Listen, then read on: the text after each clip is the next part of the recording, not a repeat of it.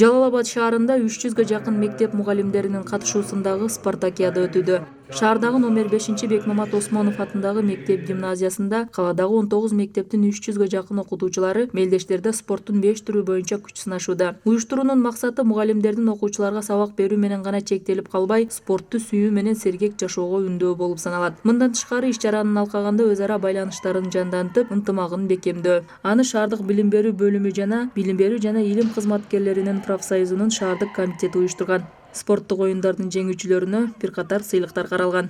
Биз Жалал Абад шаарындагы номер 10 Тойгонбай Кошматов атындагы мектеп гимназиясынын атынан келген командабыз. Жылдагыга караганда быйыл өзгөчө жакшы шаг менен өтүп атат десек болот. Мугалимдердин дагы активдүүлүгү жакшы, жогору деңгээлде болуп атат. Мен ойлойм, мындай спартакиадан дайыма колдоо менен өткөрүп турса, мугалимдерде жок дегенде ушу жакшы дем күч берип турат деп. Бүгүнкү күнү спорт менен машыккан биздин эжеке агайларыбыз ушу билим берүү тармагында эмгектенип жатышат да.